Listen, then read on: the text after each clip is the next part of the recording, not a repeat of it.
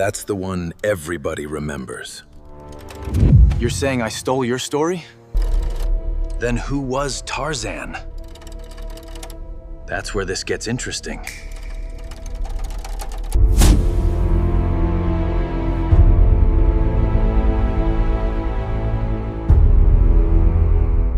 You know Tarzan. Now meet what came before him. Stop crying, yes. Tarzan was black. Yeah, I said it. The white king of the African jungle you grew up watching came out of a world filled with real black African warriors. And Burroughs, the author, put a white hero on top of a black warrior nation. And before you start screaming, Tarzan is fictional, I know. I'm talking about the African blueprint underneath him. Stay with me, because I'm going to show you the real African groups researchers have connected to Tarzan's Waziri, where Burroughs was getting his Africa from, and the scene in his own book that makes this whole thing look wild.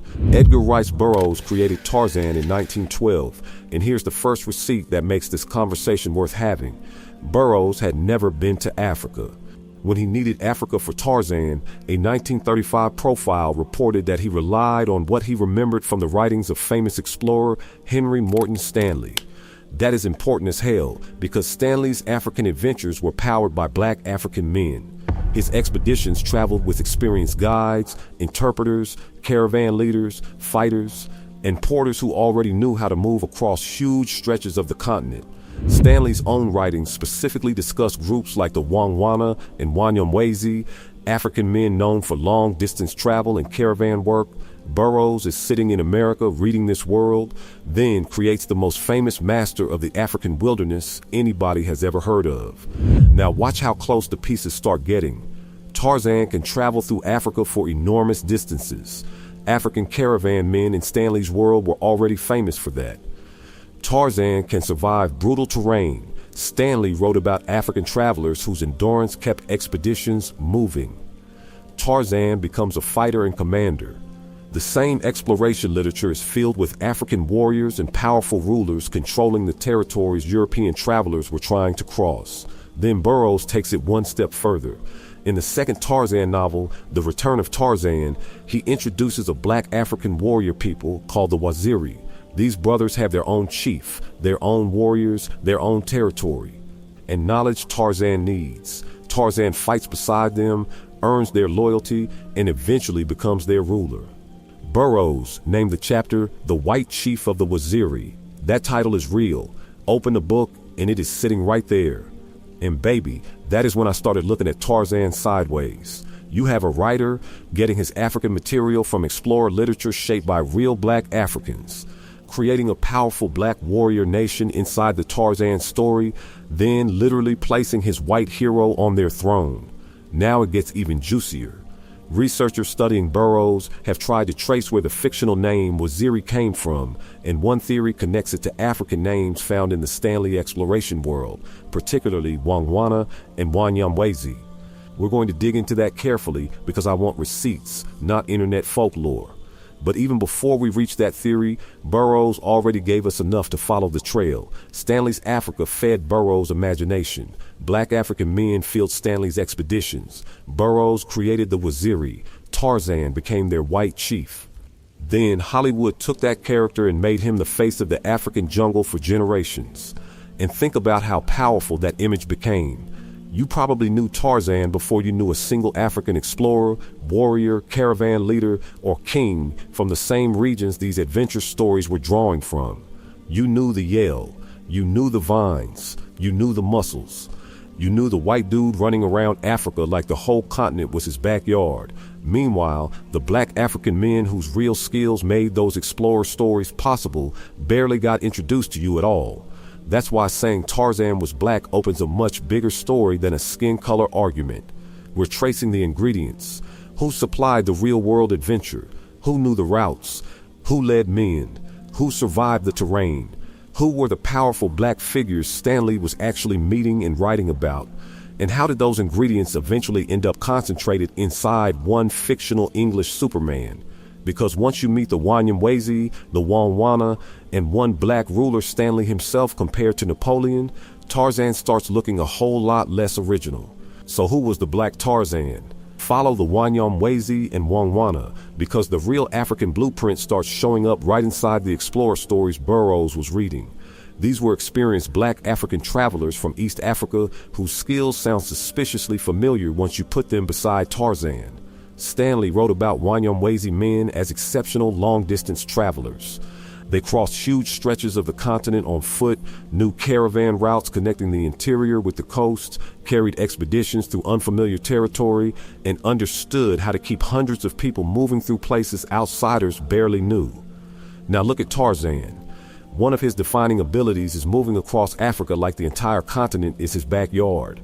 He knows where to go, how to survive the journey, how to read danger, and how to get other people through it alive. That skill already had real African faces attached to it before Burroughs created him.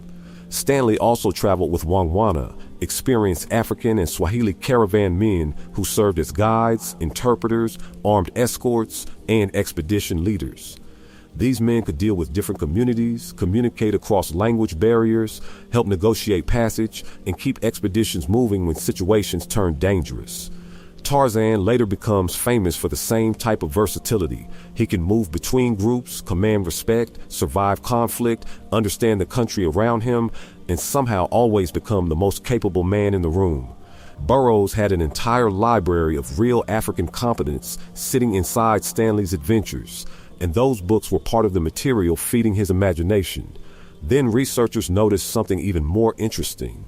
Burroughs eventually creates the Waziri, his elite black warrior nation, and Tarzan researcher David Arthur Adams suggested that the fictional name may have been influenced by names like Wangwana and Wanyamwezi found throughout Stanley's African world. That connection remains a theory, but look at how close the trail gets. Burroughs uses Stanley for African material. Stanley repeatedly writes about Wanyamwezi and Wangwana. Burroughs creates Waziri warriors. Then Tarzan becomes their chief. That is a hell of a coincidence to stumble across once you actually start reading the source material. And the Wanyamwezi world also gives us one man who makes this story even juicier, Mirambo. Mirambo was a real Nyamwezi ruler and military leader in 19th century East Africa. He built power through trade routes, alliances, and armed forces, and his reputation became so serious that Stanley referred to him as the Bonaparte of Africa. Now picture the ingredients sitting in front of a Western adventure writer. You have African men famous for crossing enormous distances. You have caravan leaders directing large groups through hostile territory. You have warriors capable of protecting those caravans. You have rulers like Mirambo commanding men and controlling territory. Then Tarzan appears as this superhuman Englishman who travels farther, fights harder, commands African warriors, and eventually becomes a ruler himself. Man, the recipe starts getting loud. This is why the African blueprint matters more than hunting for one secret historical man named Tarzan. The character combines qualities that Western readers were already encountering in stories about real African people: endurance, leadership, survival knowledge, fighting ability, command over dangerous terrain, authority over other men. These qualities get concentrated into one fictional hero, and that hero comes out looking like an English lord. Then Burroughs doubles down by surrounding him with the Waziri and letting Tarzan rise above them. That is where this video starts becoming a whitewashing story instead of some cute literary trivia. The real African material is sitting underneath the fantasy, and you can trace pieces of it through the exact explorer literature Burroughs used. And the next receipt gets even stronger, because Stanley didn't just mention these African men in passing, he described what they could actually do. His own pages talk about their endurance, their travel ability, their usefulness to expeditions, and the work that allowed famous European journeys to happen in the first place. Once we open Stanley's own account, you're going to see the Tarzan blueprint sitting there before Tarzan even existed. Stanley left the Tarzan blueprint in his own damn book. He wrote down the strength, endurance, travel skills, fighting ability, and leadership of black African men helping him cross Africa, and years later, Burroughs used Stanley's Africa as material for Tarzan.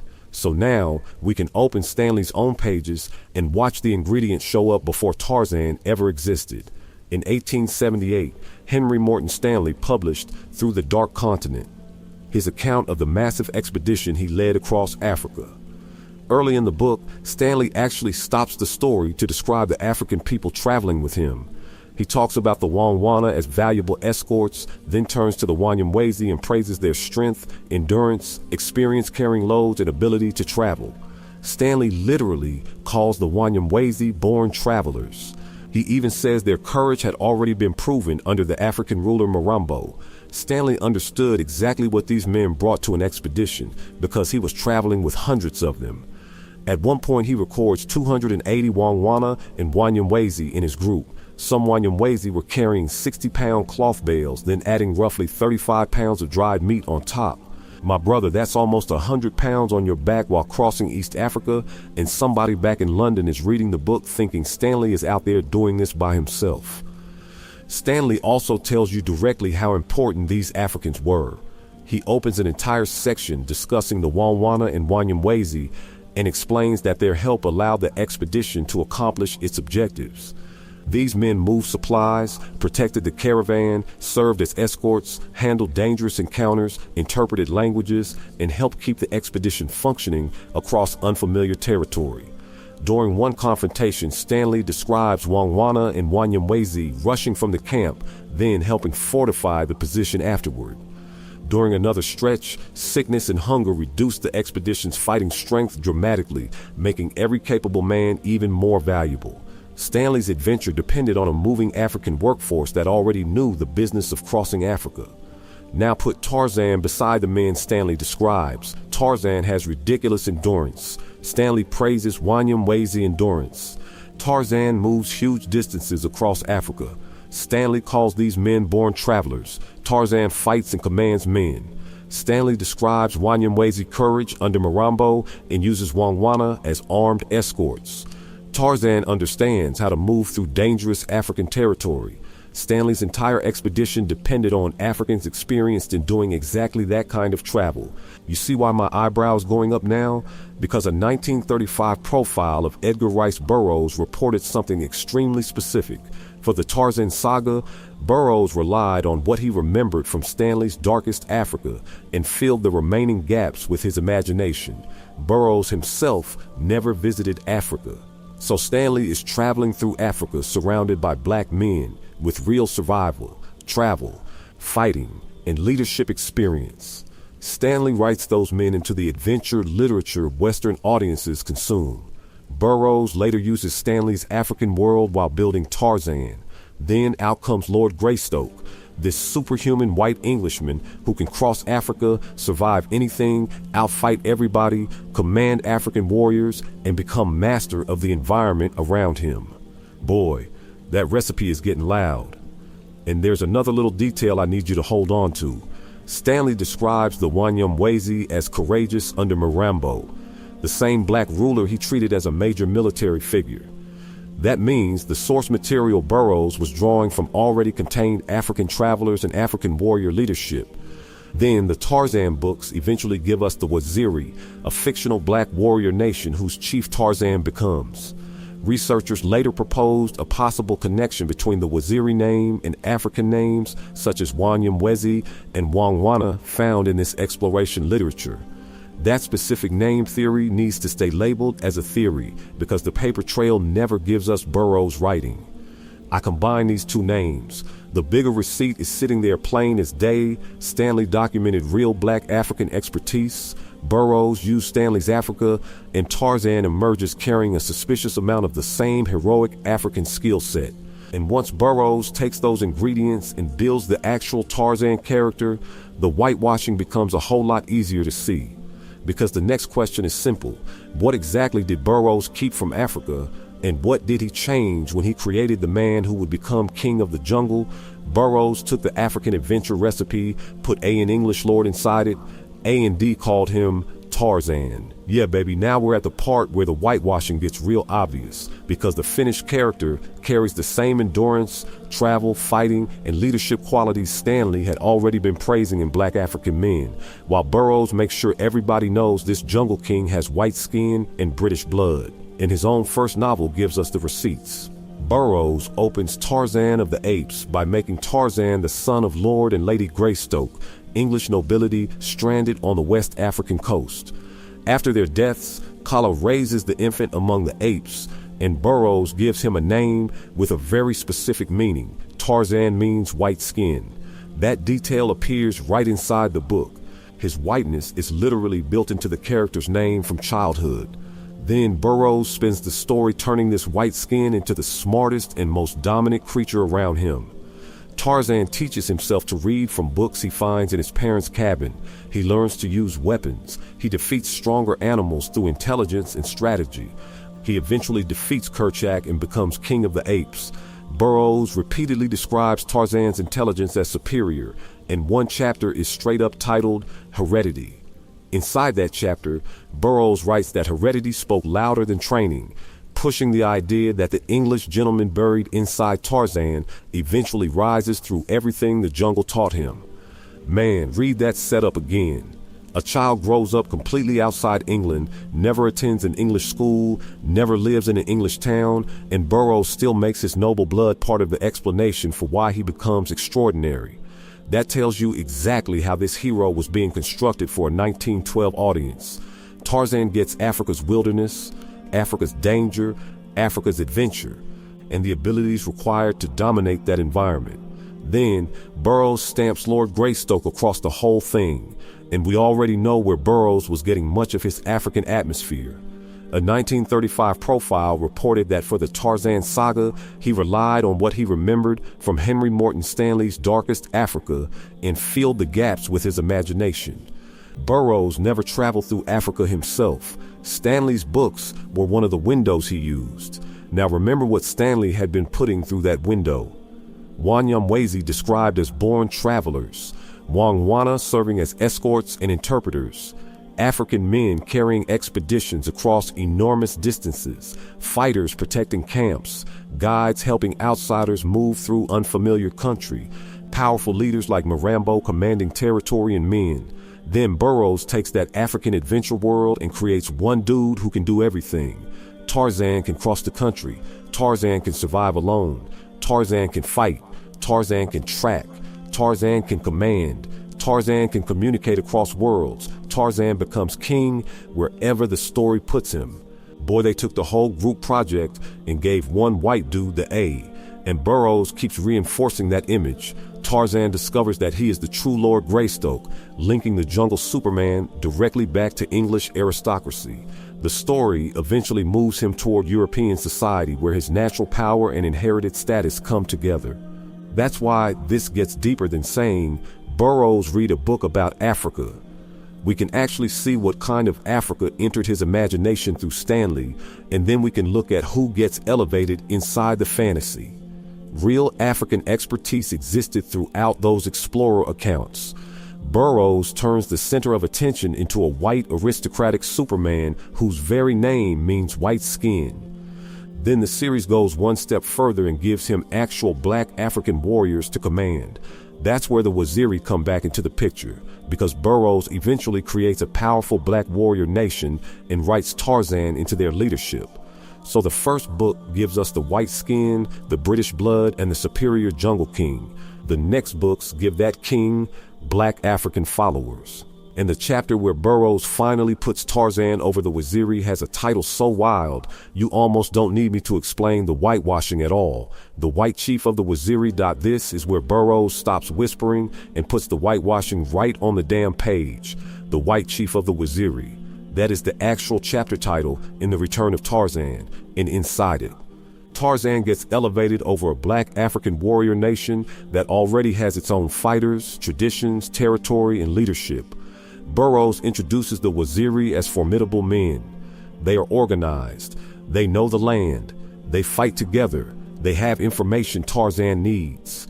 Then Tarzan enters their world, proves himself through combat and courage, wins their loyalty, and eventually gets accepted as their leader. Now sit with that image for a second. The same fictional universe built from colonial African adventure stories now gives us a white English aristocrat standing at the head of black African warriors. Burroughs even makes the racial image part of the title. White Chief, Waziri. You almost don't need a literary professor to explain what the fantasy is doing because the book labels it for you. And this hits harder after everything we just traced. Stanley's Africa was full of Wanyamwezi and Wangwana travelers, guides, fighters, interpreters, and caravan men. Stanley praised their endurance and their ability to move through Africa. The Nyamwezi world produced leaders like Mirambo, a real black ruler powerful enough for Stanley to compare him to Napoleon. Burroughs then builds a fictional African warrior society called the Waziri, and Tarzan becomes the man standing above them. That is the part people skip when they reduce Tarzan to some dude raised by apes. The character keeps leveling up. First he becomes king among the apes. Then he discovers he is English nobility. Then he becomes the ultimate African adventurer. Then he gets black warriors following his command. Burroughs takes every form of power around Tarzan and keeps handing it to Tarzan. Physical power, intelligence, noble blood, wilderness mastery, leadership, African authority. Bro was collecting crowns like infinity stones, and once the Waziri joined his story, the African inspiration stopped sitting in the background. Now there are actual black warriors on the page, and the white hero gets placed directly over them. That is why the Waziri theory matters so much. Researchers have proposed that the name may have been shaped by African names circulating through the Stanley material, especially Wangwana and Wanyamwezi. That specific word connection still sits in the theory category. The scene itself needs no theory. Burroughs wrote the Waziri. Burroughs made them black African warriors. Burroughs made Tarzan their chief.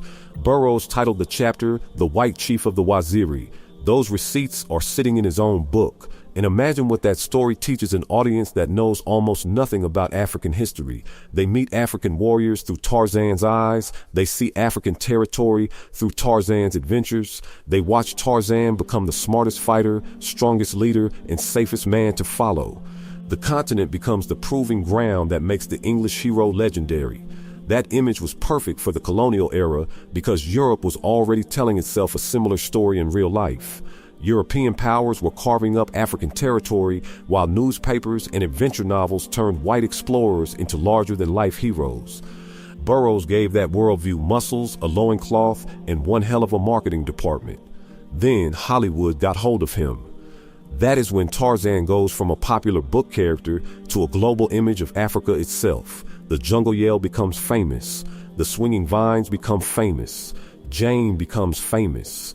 Tarzan's body becomes the symbol of jungle strength. Meanwhile, the actual African names sitting behind the explorer world disappear even further. Ask 10 people who Tarzan is and everybody knows. Ask the same room who Mirambo was and watch the silence hit. Ask who the Wanyamwezi were. Silence again. And that silence is the payoff of the whole whitewashing process. The fictional white king became unforgettable. The real black men who made the African adventure world possible became footnotes, and Hollywood is about to take that imbalance and blow it up across the entire planet. Hollywood took a white Tarzan end, made him more famous than the real black men who helped inspire his world. And baby, that is where the whitewashing works so well that most of us never even realized we were watching it. Tarzan jumped from the books into movies almost immediately, and by the 1930s, the Johnny Weissmuller films turned him into a worldwide icon. Now everybody had the image burned into their head. Muscular white man, African jungle, animals obeying him, black Africans around him, and that famous yell echoing through the trees. Hollywood kept selling that image for generations. Movies, television, cartoons, comics, toys, radio shows. Tarzan became one of the most recognizable characters connected to Africa anywhere on Earth. And look at what disappeared underneath him. Wanyamwezi, Wangwana, Mirambo, real African names connected to the exact exploration world Burroughs used for inspiration. Stanley described Wanyamwezi men as born travelers. African caravan men guided expeditions, interpreted languages, protected routes, moved supplies, crossed enormous distances, and helped explorers survive journeys that later made those European explorers famous. Mirambo came from that same Nyamwezi world and built enough military and political power that Stanley compared him to Napoleon. Then, popular culture handed the crown to Lord Greystoke. Mirambo was real. Tarzan wasn't. Guess which one everybody knows? That right there should make you mad, because stories decide who gets remembered. A real black ruler can command men, control trade routes, fight wars, negotiate alliances, and become one of the strongest figures in his region, then disappear from popular memory. A fictional white man can swing through an imaginary jungle and become the king of Africa in the minds of millions. That is power. Burroughs gave Tarzan an African environment, African enemies, African allies, African warriors, and African territory to dominate. His own books literally make Tarzan chief of the Waziri in a chapter called The White Chief of the Waziri. Researchers later noticed possible connections between the fictional Waziri name and African names such as Wanyamwezi and Wangwana found throughout Stanley's exploration world. That name connection remains a theory. The larger trail is sitting right in front of us. Burroughs used Stanley's African material. Stanley's African material was packed with real black expertise. Burroughs created Tarzan as the supreme man of that environment. Then, Hollywood gave that fantasy a face and blasted it around the planet. That is why I opened this video saying Tarzan was black. I wanted you to follow the ingredients. Look at the traits everybody loves about Tarzan. He travels through Africa with ridiculous endurance. Stanley praised African men for endurance and long-distance travel. Tarzan knows how to operate around different peoples. Stanley relied on African interpreters and caravan men who actually did that. Tarzan fights, leads, survives, and commands warriors. Stanley's world already had African fighters and rulers doing those things in real life. Then Burroughs places Tarzan directly over the Waziri. The African blueprint keeps showing up, and the white face keeps collecting the glory. Now imagine how different popular culture would feel if Hollywood had spent the same 100 years making blockbuster movies about Mirambo, or the Wanyamwezi caravan men crossing hundreds of miles through East Africa, or the African guides whose expertise carry famous expeditions across the continent. You would probably know those names the same way you know Tarzan. That is why representation in history matters. The story people hear becomes the person they remember, and once one image dominates long enough, people start treating the image like reality. Tarzan became the jungle man.